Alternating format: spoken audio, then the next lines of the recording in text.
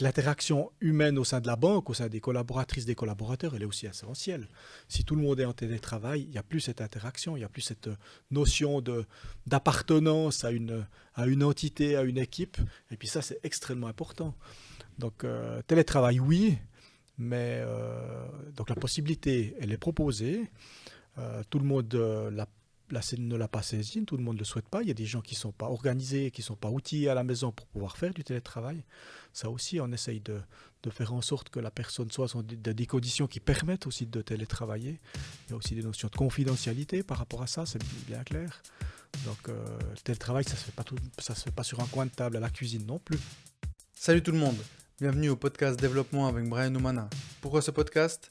Pour apprendre, être inspiré et partager tout ça avec vous. Dans cette partie 1, on a abordé plusieurs thèmes comme le groupe Raiffeisen, son rôle en tant que président de la direction, le changement du monde bancaire, la Raiffeisen en termes d'organisation interne et bien d'autres points. Je vous souhaite un bon épisode.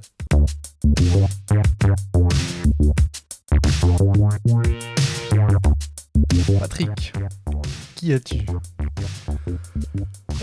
Patrick, c'est un père de famille, j'ai 55 ans, je suis domicilié à La Chaux-de-Fonds depuis longtemps, donc marié, 3 enfants, actif dans le monde bancaire depuis plus de 30 ans.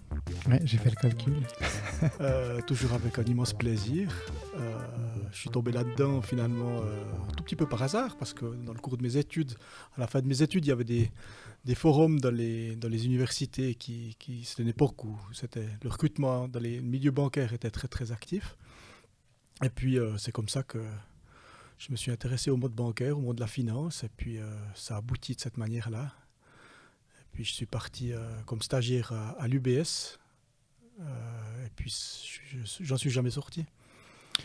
Ces forums, c'était quoi ? C'était des forums professionnels où tu avais des stands avec différentes professions ? Exactement, un forum professionnel qui venait se présenter, toute une série d'entreprises, 30-40 entreprises qui venaient se présenter durant 15 jours. Et puis l'occasion de discuter, d'intervenir avec les acteurs des différents métiers, et puis finalement de s'intéresser, ils nous expliquaient ce que c'était, les possibilités. Il y avait encore des plans de carrière qui étaient prévus, ce qui est loin d'être le cas aujourd'hui, ce qui est plus le cas aujourd'hui. Donc voilà, qui venaient se vendre. Finalement, tout le monde avait besoin de recruter des jeunes formés, en tout cas de manière des généralistes. Et puis c'est par ce biais-là que j'étais attiré par le monde de la finance. Et qu'est-ce qu'on t'a vendu dans ce forum ? Bon, la formation déjà. C'était déjà des formations qui étaient assez solides, qui étaient intéressantes. Le fait de pouvoir un petit peu bouger, de sortir déjà de ses milieux ou de ses régions d'origine, parce qu'il y avait différentes possibilités en Suisse qui étaient proposées. Et puis ensuite des perspectives qui étaient de formation dans tous les domaines finalement, parce que le domaine bancaire, le milieu bancaire est très très large, donc il n'y avait pas de chemin tout tracé. Donc déjà faire un tour rapide des différents métiers de la banque, et puis ensuite de s'orienter progressivement au fur et à mesure du temps, des mois, dans les domaines qui pouvaient nous intéresser. Et justement, tu as dit que tu as commencé à l'UBS. Et puis, sauf erreur, tu as fait Zurich. Alors j'ai commencé quasiment directement à La Chaux-de-Fonds, parce D'accord. que le hasard a voulu qu'à ce moment-là, ils aient besoin d'un stagiaire justement à La Chaux-de-Fonds. J'ai commencé à La Chaux-de-Fonds.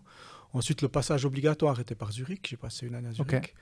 Okay. C'était comme ça ? C'était tout le temps ? C'était en principe le cas. Moi, j'étais assez orienté tout de suite dans le monde des financements. D'accord. Dans le financement entreprise, financement privé. Et puis, le passage obligatoire était à la direction à Zurich. Et puis, j'ai passé là une année entre 96 et 97.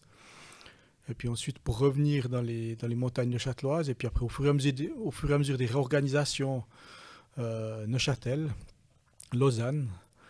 Et puis à un moment donné, j'ai cherché un tout petit peu à me stabiliser un tout petit peu plus longtemps, parce que c'était le moment, ça correspondait à la période de la fusion entre l'UBS et la SBS. Et puis j'avais demandé un tout petit peu de stabilité, pas très très longtemps, mais au moins 2 ans. Et puis on m'avait dit, ouh là là. Et puis à ce moment-là, je m'étais intéressé un tout petit peu à avoir un poste peut-être un petit peu plus stable dans la durée. Et puis c'est comme ça que j'ai rejoint à ce moment-là la Banque cantonale neuchâteloise. Et puis j'y suis resté presque 20 ans. Et puis maintenant, ça fait bientôt 5 ans que j'ai rejoint le groupe Raiffeisen. Voilà, et justement, Raiffeisen, troisième groupe bancaire de Suisse, par sa taille en tout cas. Il y a 220 banques, Raiffeisen. Chacune est une Exact. coopérative autonome. La banque fonctionne majoritairement en sociétariat. Donc les clients achètent au moins une part sociale d'au moins 200 francs. Et ça dépend un petit peu des filiales. Est-ce qu'on les appelle filiales? Alors, non, c'est des banques. C'est des banques, des hein, banques. ouais, elles sont, C'est elles des sont, banques comme en j'ai tant dit, que ouais, telles, ouais, c'est autonomes. Donc c'est des vraiment, ouais. entités à part entière. Ok. Chacune est une société coopérative. Mhm. Et puis les parts sociales, elles sont de 200 francs pour toutes les banques. Ah, ok. On a la possibilité d'acheter des parts sociales multiples, donc plusieurs. Ouais. Puis ça, c'est les banques qui le déterminent elles-mêmes individuellement en fonction de leurs besoins, de leurs organisations, de leurs souhaits, de leur stratégie finalement. Mhm. Mais j'ai vu sur le site, ça m'a étonné justement, mais j'ai vu, c'est pour ça que j'ai dit au moins 200 francs. J'ai vu que c'était noté de 200 à 500. Donc je me dis, bah voilà, peut-être qu'il y a des banques qui décidaient qu'une part sociale soit Alors, de 500. à ma connaissance, c'est 200. Ok, Mais faudra changer ça. Faudra creuser. Mais on a la possibilité d'élargir. Ouais, ok. Au sein de la banque Raiffeisen Neuchâtel-et-Vallée, c'est jusqu'à 10 000 francs. Ah oui, On peut non, aller tout à jusqu'à fait. 10 000. Ouais, c'est Ce juste qu'on ça. appelle les parts sociales multiples. Mhm, mhm. Et ce qui est intéressant dans le sens où si on veut pas trop prendre de risques, on a un petit retour, il y a un intérêt de 2,5%. Il y a un intérêt qui est supérieur au marché, Voilà, effectivement, exactement. qui est aujourd'hui de 2,5. Mhm.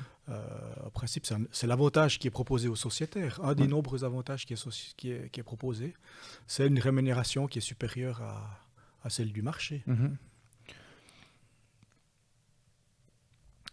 Et donc, Raiffeisen Suisse occupe la fonction de direction stratégique du groupe Raiffeisen. À Neuchâtel, il y a 2 banques. Donc, il y a celle dont tu es le président de la direction depuis environ 5 ans, comme tu l'as dit. Donc, qui est la banque Raiffeisen Neuchâtel et Valais. Et puis, il y a la deuxième banque qui est Raiffeisen des Montagnes et Neuchâteloises. Et d'ailleurs, je me suis posé la question. J'imagine que c'était un concours de circonstances qui a fait que toi, tu as pris le lead de la banque Raiffeisen Neuchâtel et Valais, mais pourquoi pas celle du Haut, étant donné que tu habites le Haut? En fait, le hasard, enfin, ça s'est passé comme ça. À un moment donné, les banques Raiffeisen du Val de Travers, du Val de Rue et du Vignoble ont mené un projet de fusion entre ces 3 banques et puis ont recherché une personne pour reprendre la tête de ces 3 banques au terme du processus de fusion. Et puis processus de fusion dans lequel la banque Raiffeisen des Montagnes n'était pas du tout impliquée. Donc la banque Raiffeisen des Montagnes avait sa structure, avait son directeur en place, et puis elle n'était pas du tout impliquée dans ce processus. Et puis j'ai postulé, je me suis intéressé à un moment donné à prendre ce poste-là, cette opportunité-là, et puis ça s'est donné comme ça. Et puis le hasard, effectivement, fait qu'aujourd'hui, je suis toujours domicilié en Haut, et puis je travaille à Neuchâtel. Enfin, j'ai mon bureau à Neuchâtel, mais effectivement, je dois quand même bouger. On bouge passablement. Mais et il ne reste par ce fait-là plus que 2 banques Raiffeisen dans le canton. Mais ça ne nous gêne pas du tout. On travaille en étroite collaboration, on s'entend très bien. On est d'ailleurs contemporains avec mon collègue des Montagnes. Donc, non, de ce point de vue-là, ça se passe très bien. Il n'y avait vraiment aucune velléité de ma part. C'était pas du tout un sujet de discussion. Mhm. Mais donc vous faites quand même partie d'un groupe, mais vous êtes autonome. Donc on fait partie en fait d'une Raiffeisen Suisse est une sorte de fêtière qui est une société coopérative dont les coopérateurs sont à 100% les 220 banques. Ouais, ok. Et c'est une société coopérative, une fêtière à laquelle on a délégué toute une série d'activités. Et puis ces activités sont effectuées pour notre compte, la gestion de la trésorerie, la gestion de toute une série d'aspects du type réglementaire, et qui nous chapeautent quelque part, auxquels on a accepté de nous soumettre quelque part, puisque pour nos 220 banques, on n'aurait pas la capacité chacune d'exercer ces activités.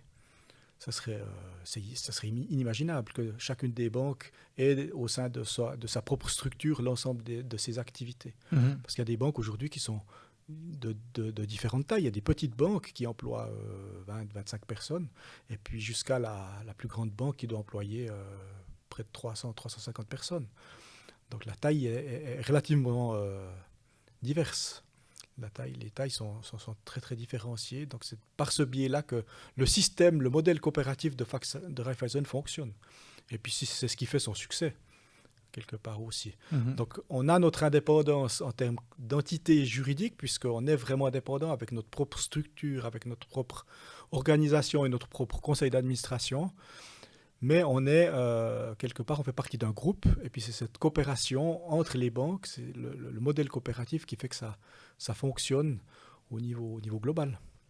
Et donc, en termes au niveau de la région, si par exemple tu as un client qui est de la Chaux-de-Fonds et qui vient s'enregistrer à la Raiffeisen, donc de Neuchâtel, est-ce qu'automatiquement il ou elle est redirigé dans le haut, ou bien comment vous faites par rapport à ça? Alors, on n'a pas le droit, quelque part, d'aller chasser sur les territoires qui ne sont pas les nôtres.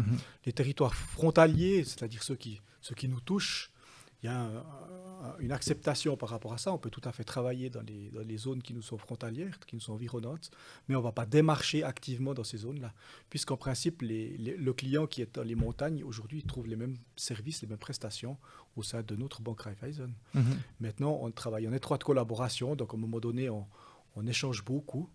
Et puis quand un client s'intéresse ou vient chez nous, on lui pose la question pourquoi, on lui pose la question est-ce qu'il est déjà client dans une autre banque Raiffeisen, en l'occurrence, si c'est dans le canton de Neuchâtel ou pas.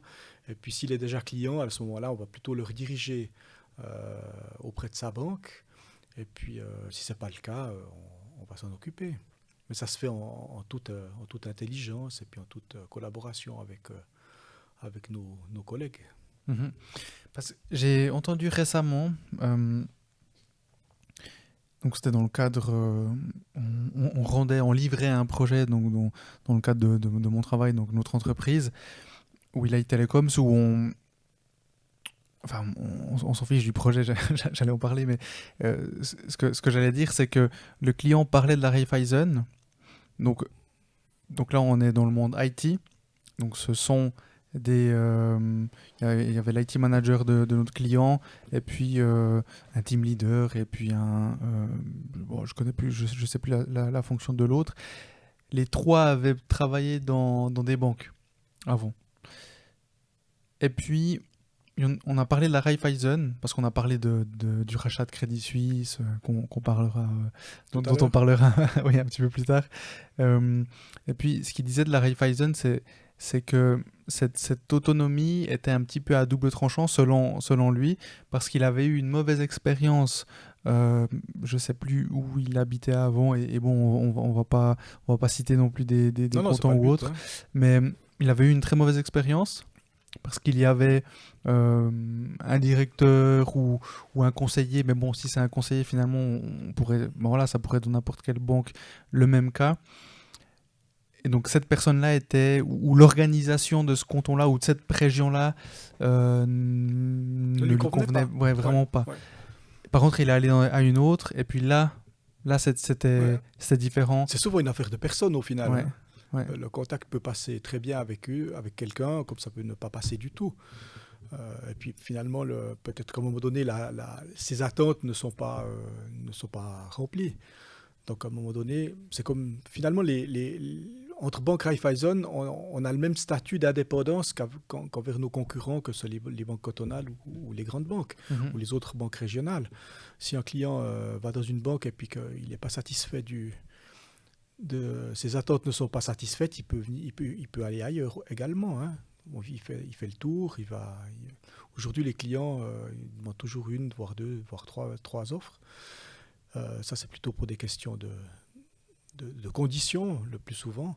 Mais à un moment donné, si le client n'est pas satisfait, il se tourne vers une autre banque. Et puis, s'il va dans une Raiffeisen et puis qu'il n'est pas satisfait, il peut tout à fait aller dans une autre Raiffeisen où le courant passera peut-être mieux avec la personne qu'il aura en face de lui.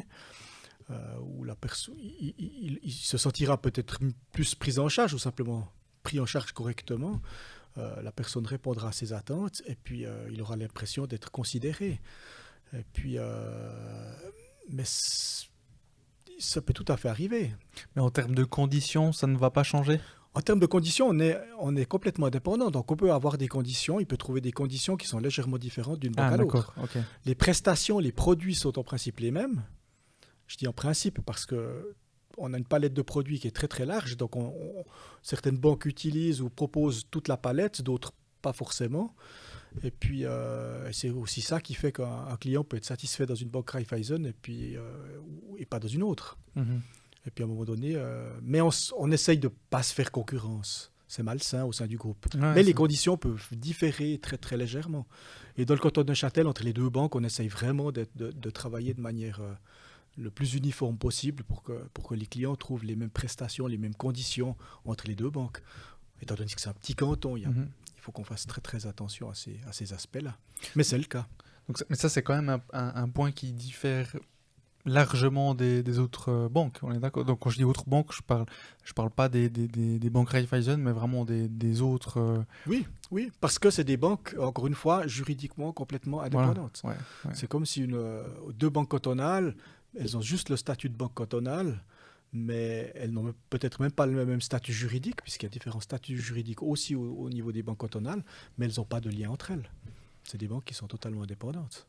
Et toi qui as travaillé justement dans une banque cantonale, qui a travaillé à l'UBS, quelle est la différence ou quel est l'avantage, la plus-value entre un modèle type Raiffeisen et les autres? Je dirais que c'est la proximité, la connaissance. De par la taille, on connaît beaucoup plus de clients, on connaît beaucoup plus de... On est peut-être aussi un tout petit peu plus... On a la capacité d'être peut-être un tout petit peu plus rapide. On a aussi d'autres inconvénients peut-être au niveau du groupe, puisque les prestations viennent du groupe pour toutes les banques. Donc là, c'est peut-être un tout petit peu plus, des fois un petit peu plus lent. Des fois des prestations qui satisfont toute une série de banques et peut-être moins les autres. Mais ça, c'est le principe coopératif qui le veut. Et puis on l'accepte comme tel aussi. Mais je dirais que c'est surtout la proximité et puis la connaissance la connaissance du marché, la connaissance de nos clients, la proximité avec eux, le fait d'être une société coopérative, on partage d'autres valeurs que simplement celles de clients à banque.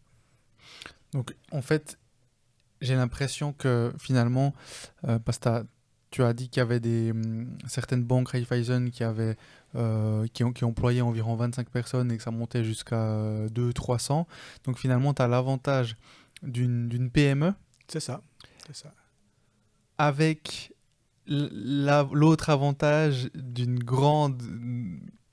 très grande entreprise qui est justement ce groupe où finalement vous allez pouvoir aussi avoir peut-être différentes prestations un peu plus importantes que si vous étiez que... enfin là c'est pas vous, vous êtes environ 80, c'est ça? On est 80, oui. Voilà, oui, exactement.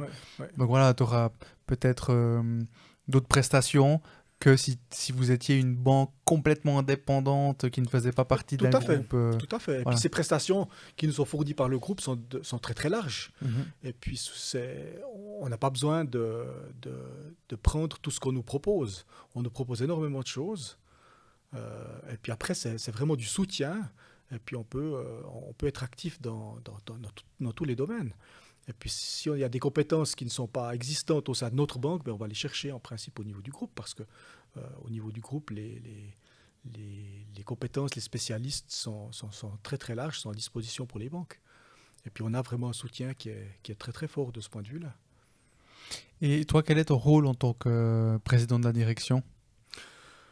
Il est de diriger la banque déjà, de superviser l'ensemble des activités, de faire en sorte que la banque tourne. Et puis de veiller à ce que la banque poursuive ses objectifs stratégiques, de faire le lien aussi avec le conseil d'administration, de faire appliquer la stratégie qui est décidée par le conseil d'administration, et puis de rendre des comptes à ce conseil d'administration, et puis finalement de manager par l'intermédiaire de l'équipe de direction, des différents chefs de service, de manager l'ensemble, de faire fonctionner l'ensemble, et puis de veiller aussi à la continuité de la banque, à penser un tout petit peu plus loin qu'au lendemain, c'est-à-dire aujourd'hui on a un grand défi qui est celui de l'organisation au niveau géographique, au niveau de nos bâtiments. Et puis c'est une activité c'est mon rôle finalement, c'est le rôle de la direction, de voir plus loin que simplement le job quotidien de veiller à l'application des conditions, de veiller d'anticiper, d'essayer d'anticiper les évolutions de taux, les évolutions de... C'est une PME. Donc on a vraiment la responsabilité à ce que cette PME fonctionne finalement. Quand tu dis réorganisation des bâtiments, ben, on a un réseau qui est en termes d'état qui est pas tout à fait égal. On a des agences qui sont un tout petit peu vieillissantes, qui sont en termes de sécurité, qui sont aussi un petit peu vieillissantes.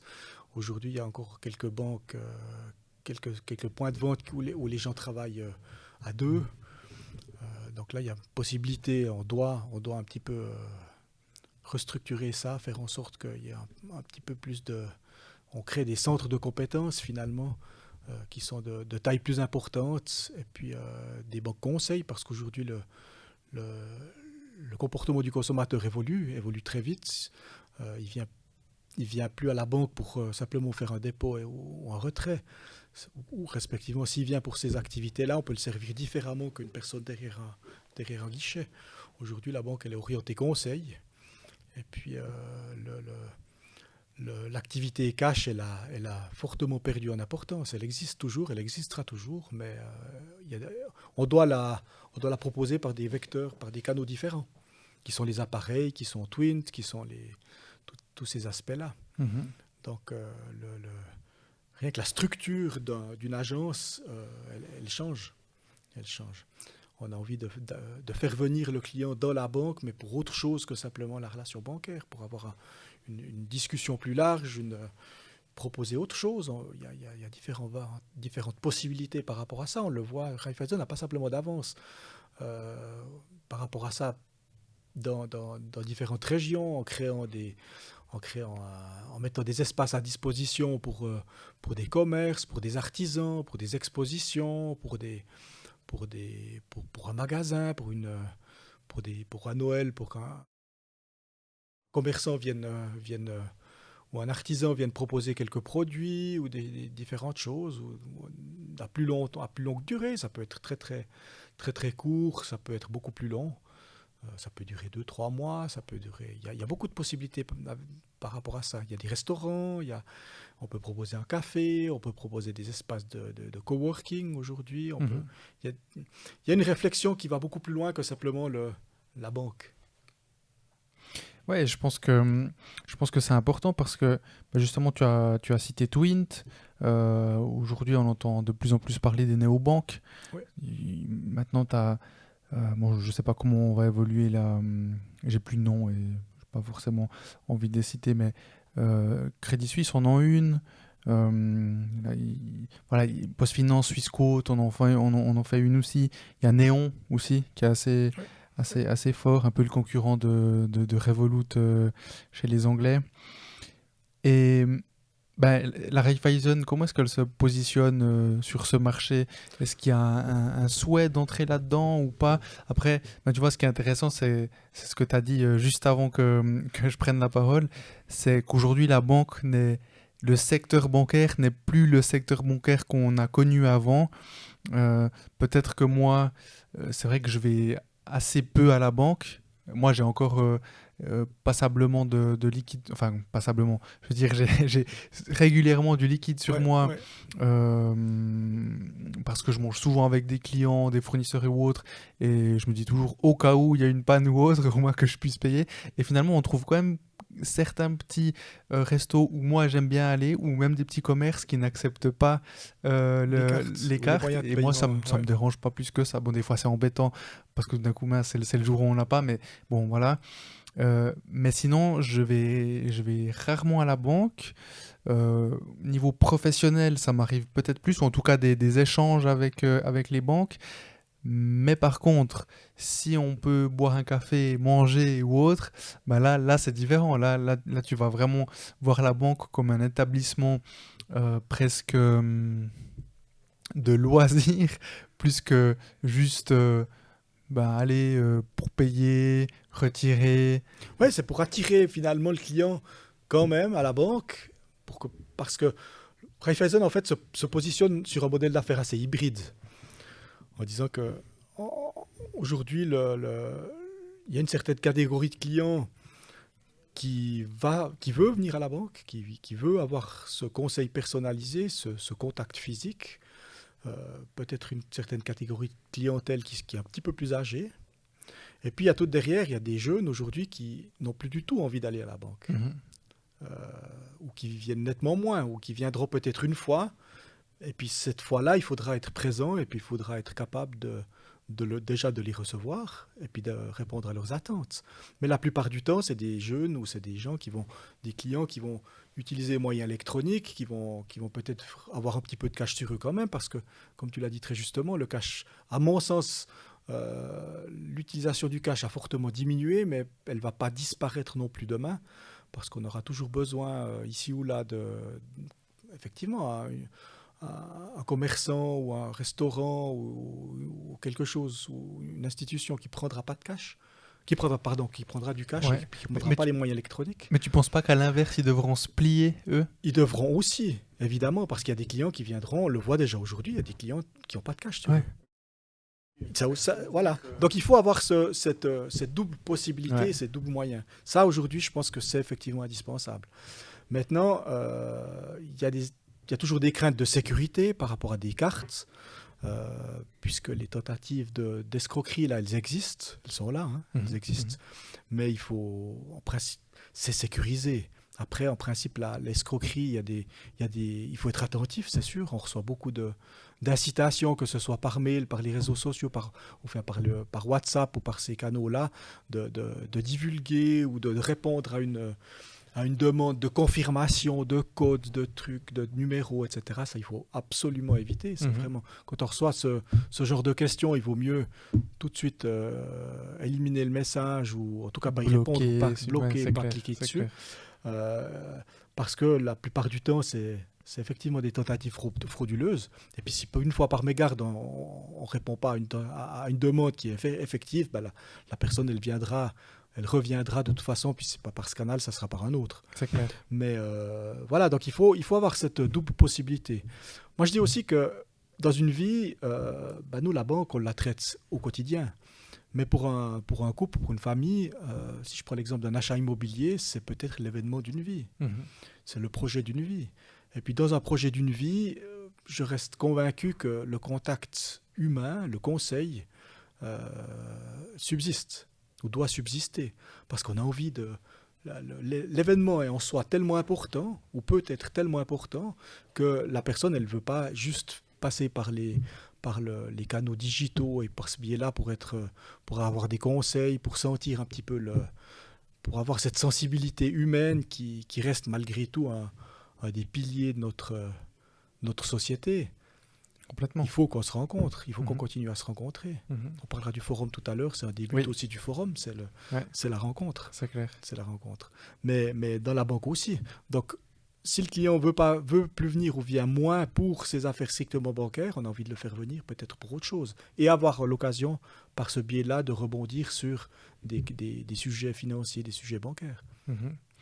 Et donc, juste pour revenir sur les néobanques, est-ce que vous en parlez? C'est un sujet? C'est un sujet, ça se traite plutôt au niveau du groupe, mais je crois que Raiffeisen, le modèle d'affaires Raiffeisen ne correspond pas à ce type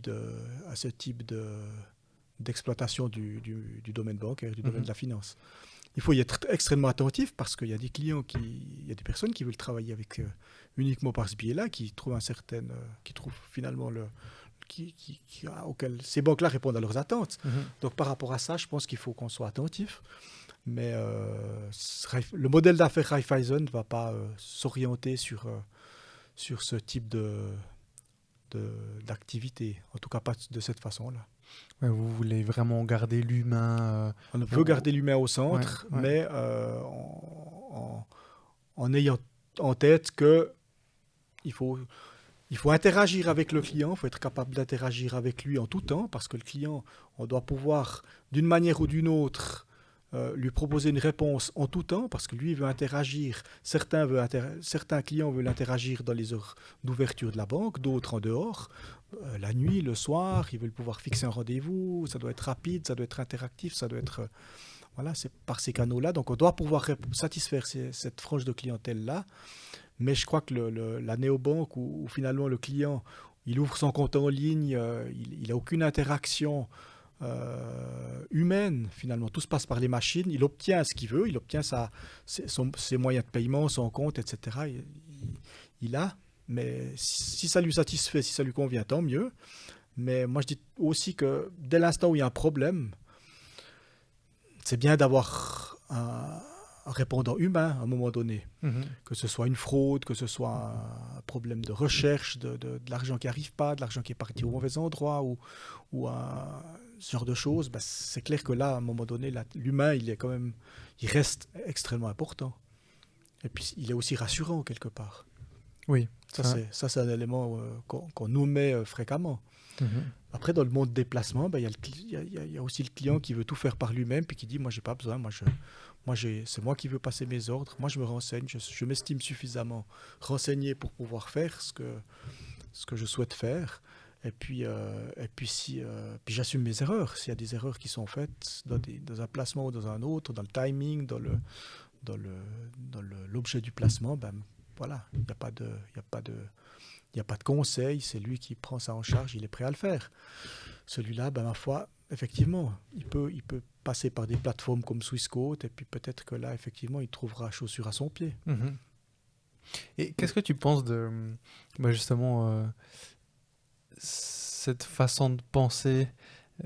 Parce que finalement, j'entends, il y a beaucoup de personnes qui vont investir des petits montants par-ci, par-là, et on se croit investisseur, et puis finalement, il y a des professionnels qui font des années d'études, qui ont des expériences immenses pour tenter, parce que même ces personnes-là font quelques erreurs.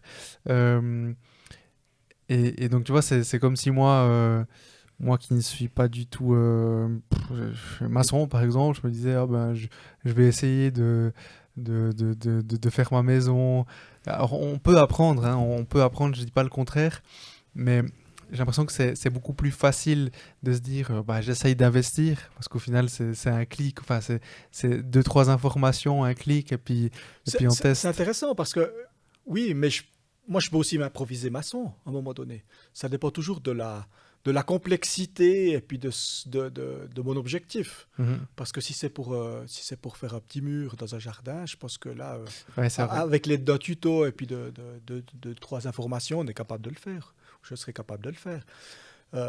Après, si c'est poser un carrelage sur une grande surface et puis pour que ce soit parfait, et puis que c'est peut-être un tout petit peu plus compliqué. Donc, je dirais que l'exemple est intéressant, parce que dans le monde de la finance, c'est un petit peu la même chose. Ça dépend toujours des attentes et puis de l'implication et puis du degré d'application financière, et puis du risque qu'on est prêt à prendre, et puis du montant qu'on est prêt à investir. Celui qui dit, moi je veux m'amuser, entre guillemets, j'aime pas dire ça parce que ça fait un petit peu... c'est comme si 2-3 000 francs étaient peu de choses, mais pour certains clients, 2-3 000 francs, c'est déjà beaucoup. Mais celui qui dit, moi j'ai quelques 1000 ou 2000 francs avec lesquels je veux un petit peu essayer, j'aime pas le terme m'amuser, parce que c'est finalement pas un jeu, hein. Je vais essayer d'investir et puis de gagner un peu d'argent.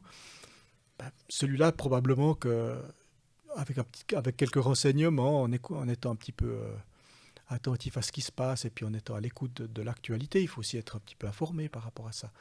Donc celui-là, je pense qu'il est capable de faire ces quelques achats par lui-même. Maintenant, on est tout à fait aussi ouvert à l'aider, à l'accompagner. Mais c'est effectivement une prestation, et puis ça a aussi un coût, puisqu'à un moment donné, on passe du temps et puis on conseille, ça a aussi un coût à un moment donné. Donc je dirais qu'il y a un seuil au-dessous duquel je pense que le client il peut passer par ces plateformes-là. Et donc, pour revenir sur la Raiffeisen, donc tu as dit que ton rôle, c'était aussi de faire en sorte que la stratégie soit alignée, de penser long terme. Aujourd'hui, qu'est-ce que fait la Raiffeisen, donc à Neuchâtel, poursuivre, ou de manière générale aussi, hein, parce que finalement, je pense que c'est l'enjeu de toutes les entreprises dans le monde, poursuivre cette tendance RH. Enfin, quand je dis RH, c'est cette tendance au travail à distance, à la flexibilité, l'autonomie.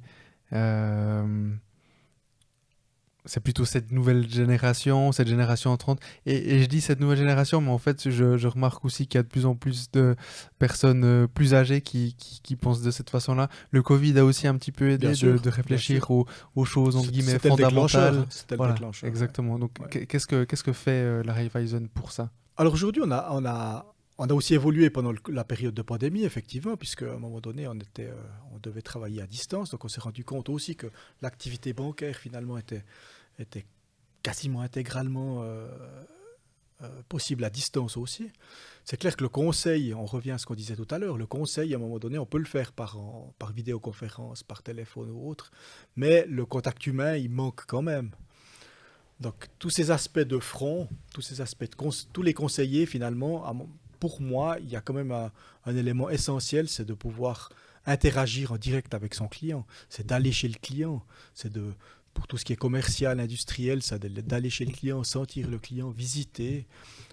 Tout ce qui est immobilier, on aimerait aussi voir, hein, ce qui n'existe pas. Les projets de construction, c'est autre chose, mais on aimerait aussi se rendre compte de la localisation, d'avoir ces contacts-là, d'accompagner le client aussi dans son projet, aussi physiquement sur place. Donc là, celui qui s'oriente vers une activité de conseiller, il ne va pas, dans son esprit, dire moi, je veux télétravailler à 50% de mon temps. Il n'aura pas cet élément-là. Par contre, il y a toute une série d'activités dans le monde bancaire qui permettent aussi du télétravail. Tout ce qui est administratif aujourd'hui peut aussi s'effectuer, en tout cas partiellement, en télétravail.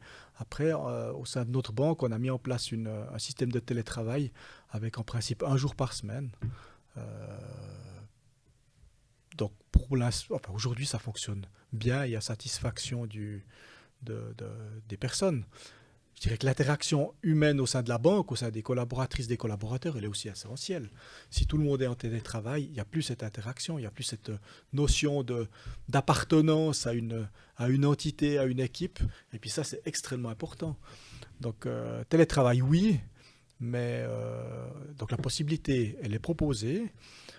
Tout le monde ne l'a pas saisi, tout le monde ne le souhaite pas. Il y a des gens qui ne sont pas organisés, qui ne sont pas outillés à la maison pour pouvoir faire du télétravail.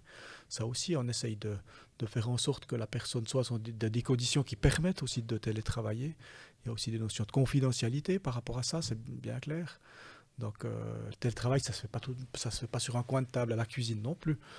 Donc, il faut qu'il y ait des conditions qui permettent effectivement cet élément-là. Et puis, dans les règles, on essaye aussi on souhaite aussi que la personne qui est en télétravail, elle puisse être réactive, et puis s'il y a besoin de venir, pas qu'elle soit là dans le quart d'heure, mais si un matin on dit cet après-midi il y a un pépin, il y a un accident, il y a quelque chose, il y a besoin d'une personne qui soit physiquement là, faut que ça fait partie des règles du jeu, il faut que la personne elle puisse venir. Maintenant, ça rend aussi service, et là c'est des fois un tout petit peu plus délicat dans les personnes qui sont absentes pour des raisons médicales. Je dirais qu'aujourd'hui, depuis la pandémie, c'est un petit peu un élément social qu'on a appris depuis la pandémie, c'est que si on ne se sent pas bien, on a meilleur temps de plutôt rester à la maison. Et puis, dans cette zone un peu grise, aujourd'hui, la possibilité du télétravail, elle a amené beaucoup de choses, puisque la personne peut rester chez elle a la possibilité de travailler, pas dans une même intensité que si elle était en forme, mais là, elle peut interagir, elle peut traiter ce qui est urgent, ça c'est un avantage. Et puis, des fois, dans les accidents, dans les problèmes médicaux, ça permet aussi à certaines personnes qui auraient peut-être pas, pendant une certaine période, la possibilité de se déplacer, de télétravailler. C'est clair. Après, ça, c'est toujours une question d'assurance aussi. Ça, il faut être attentif à ces choses-là. Mais une personne qui est absente 3 mois, et puis qui dit moi j'ai envie de travailler. Alors si c'est du point de vue médical, si c'est OK avec le médecin, cette personne elle peut travailler à 30% sans forcément, ou 40% ou 50% sans forcément se déplacer. Et ça, c'est quelque part win-win, parce que le collaborateur, ça permet ça lui permet de rester dans cette dynamique. Et puis pour la banque, elle est une personne qui est aussi à même de travailler du moins partiellement. Donc ça, c'est aussi un élément qui est une immense avancée quelque part mais qui a découlé de la pandémie, parce que toute cette notion de travail à distance, elle a explosé pendant la pandémie. Et puis les moyens qu'on a mis en œuvre, les moyens techniques aujourd'hui, permettent de le faire, mais de façon extrêmement facile. Est-ce que vous fournissez des écrans ou autres pour les gens qui télétravaillent? Alors chez nous, tout le monde a son ordinateur portable. Ok. Donc on a quelque part sa place de travail, il peut la prendre avec... Et puis au niveau des projets, respectivement, on est déjà très très souple, très mobile dans la façon de travailler aujourd'hui. Si moi je me déplace, aujourd'hui je me déplace avec mon PC portable, je peux travailler à Fleurier, je peux travailler à Cernay, je peux travailler à Saint-Blaise, je travaille de la même manière. Et puis on a des écrans sur les places de travail, des doubles écrans sur lesquels on peut venir se plugger, donc c'est relativement facile. C'est clair qu'à la maison, si on fait une journée complète derrière un ordinateur portable, c'est des fois un petit peu plus fatigant, parce que l'écran est plus petit, parce que c'est un petit peu moins agréable. Donc là, ce serait à la personne d'avoir son écran, par exemple, s'il veut avoir un double écran ou autre. S'il veut s'équiper, il peut s'équiper, bien sûr, tout à fait. Okay. Et puis, j'avais entendu justement pour les conseillers, étant donné qu'il y a plusieurs... Donc là, on parle bien de succursales, si on parle de l'agence de Saint-Blaise, de Fleury ou autre, ou bien, oui, on est d'accord. Voilà, okay. ouais. Donc j'avais entendu qu'il y avait ce que tu viens de dire, que justement une personne, imaginons, toi tu savais qu'aujourd'hui tu venais à Gampelen chez Schwab System pour ce podcast, donc avant tu étais à Saint-Blaise parce que finalement c'était plus proche. C'est un exemple. C'est un exemple. Est-ce que tout le monde a la possibilité de... Enfin, tout le monde... Est-ce qu'il y a disons, est-ce que tout le monde a la possibilité de travailler partout? Voilà. Oui. Okay. Oui. Alors c'est clair que au niveau de nos agences, elles doivent être desservies. Oui. C'est clair que au niveau, on a encore des points de vente où il y a des guichets. Oui. Donc les guichets, quelque part, entre 9h et 17h, ils doivent être occupés. Enfin, 9h midi et puis 14h, 17h, ça doit être équipé. Ça doit être la personne... Il y a une personne qui doit être là. Après, il y a une faculté de substitution, c'est clair, ça tourne. Mais il y a quand même des équipes qui sont orientées par rapport aux régions, oui, aujourd'hui. Mais sur le fond, tout le monde a la possibilité de travailler partout, oui, effectivement. Un conseiller, aujourd'hui, ils sont très, très, très, très mobiles. Ils peuvent aller voir un client chez lui, ensuite ils travaillent un moment à Coffran, ensuite il descend à Neuchâtel et puis il finit sa journée à Saint-Blaise. Ça existe. Les conseillers sont très très mobiles. Et puis quand on vient à, je sais pas, si moi je vais à Cernay, je prends une place de travail qui est libre. J'essaye de regarder un petit peu avant. On a tous les salons qui sont listés dans notre calendrier Outlook, et puis on peut aller réserver un salon, on peut aller réserver une place de travail. Et puis ça fonctionne relativement bien. Et puis il y a des journées où il y a tout d'un coup à Neuchâtel, typiquement, il peut y avoir 15 personnes, et puis il y a des journées où il y a peut-être que 2 personnes. Ok. Quand tu dis salon? Alors on a des salons de réception, et puis on a des salons de... Les salons de réception, on peut aller travailler s'ils ne sont pas occupés. On peut se poser un moment dans un salon de réception pour travailler, aucun problème. Ok. Ils sont en priorité destinés à la clientèle, mais si à un moment donné ils sont libres, et puis qu'un conseiller ou une conseillère veut travailler 2 heures dans un salon, aucun problème. Ok.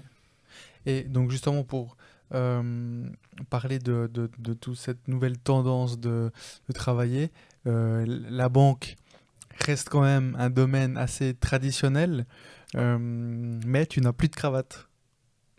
Alors, ça c'était un petit peu C'était un grand sujet à un moment donné. Oui, justement. Alors c'est vrai qu'aujourd'hui la tendance elle est vraiment sur l'abandon de la cravate et du costume cravate. Chez nous, je dirais que cette tendance elle est apparue il y a, qu'est-ce qu'il faut dire, 5, 6, 7 ans. Ouais. Chez Raiffeisen, peut-être un tout petit peu plus tôt. Donc toi, depuis que tu es à la Raiffeisen, tu n'as plus de cravate? Non, au début c'était... Il y avait il y avait 2 vitesses. Au début, quand l'agence de Neuchâtel a été ouverte, il y avait un côté moderne qui était instauré avec un dress code plus light. avec l'abandon de la cravate en l'occurrence. Et puis à un moment donné, il y avait cette disparité entre Neuchâtel et puis les autres, et puis le reste du réseau. Ah, ok. Puis on a uniformisé ça, en disant maintenant laisse tomber la cravate. Elle est facultative, j'ai des collègues qui viennent en cravate. Parce que, Ah ouais parce que voilà, ils sont à l'aise. Ouais, ouais. Et puis moi, je la mets de temps en temps aussi en fonction des l'événement, événements. ouais. Voilà. Ouais. Mais aujourd'hui, la majorité ne porte plus de cravate. Donc c'est vraiment je dirais que c'est plus on a une approche en disant le banquier c'est quelqu'un de sérieux, un petit peu austère, etc. Mais la cravate donne aussi ce côté sérieux. Et puis depuis quelques années, je dirais que cet élément-là a un tout petit peu passé. C'est aussi lié au fait que finalement pas mal d'établissements ont renoncé à ça. Ça ne veut pas dire qu'il faut venir en lambeau. Hein. Le t-shirt jeans, c'est pas encore tout à fait toléré. Mais ça s'est relativement bien détendu. Et puis à un moment donné, le client, il vient par rapport à une demande. Et puis si on peut, la question de compétence, elle n'est pas liée à l'habillement, hein, ça c'est clair. Mais il y a un certain respect, malgré tout, à avoir, une certaine tenue à avoir, oui. Tu as dit la majorité des gens ne portent plus de cravate. Là, on parle bien de la Raiffeisen. Oui, Ouais. oui. Alors je parle au nom de la Raiffeisen. Ouais, tu sais, les autres banques, comment ça se passe un petit peu? On le voit un petit peu autour de nous. Je crois que la plupart des banques ont allégé leur dress code. Ouais. Je dirais que si on va dans les hautes instances des grandes banques à Zurich, le port de la cravate est encore J'imagine. très fréquent. Ouais. Mais je dirais que si je regarde ici un petit peu dans le canton de Neuchâtel, je crois que ça c'est... Et puis et alentour, ça s'est détendu, ça a évolué. Ça a évolué, tout simplement. Mais c'est pas une question... Le mot détente n'est pas tout à fait juste, mais ça a évolué. Et est-ce que tu dirais que la Raiffeisen est en avance ou elle se situe plus ou moins dans la moyenne par rapport au domaine bancaire en termes justement d'organisation? Donc justement, télétravail. Oui, je pense que là, on n'est certainement pas les leaders, mais on était bien dans le groupe de tête. Effectivement, il y a des possibilités aujourd'hui qui sont proposées, qui sont extrêmement larges. On a un modèle qui s'appelle Flexwork qui permet jusqu'à 80% entre le télétravail, le travail à distance. Ça ne veut pas forcément dire que la personne reste absolument chez elle, mais elle peut travailler à différents endroits en fonction des trajets qu'elle effectue, en fonction de l'activité qu'elle effectue. Il y a des possibilités qui sont... Oui, je pense que là, on est bien en avance, effectivement. Donc dans le côté Flexwork, moderne. ouais, ça voudrait dire que si une personne habite Cornau, donc Est Neuchâtel, qui serait assignée principalement à Neuchâtel, elle aurait droit à ce jour de travail, plus de temps en temps, par exemple, travailler à Saint-Blaise. Oui, tout à fait. Voilà. Et donc être plus proche de chez elle. Ouais. Ok. Et puis après, on a des personnes qui viennent aujourd'hui même de plus loin. Hein. On a une personne qui vient de la région biennoise, on a des personnes qui viennent d'Yverdon, on a des personnes qui sont... ces moyens de télétravail ou de flexwork permettent aussi de ce genre de choses. Par contre, groupe, si on veut, la personne d'Yverdon ne pourra pas... Ouais, interbanque. La personne d'Yverdon ne pourra pas bosser dans une Raiffeisen... Elle peut travailler un jour. Elle pourrait ? Elle pourrait, oui. Ah ouais, ok. Oui, elle peut. Si ça l'arrange à un moment donné d'aller travailler, oui, c'est possible. Moi, ça m'arrive d'aller...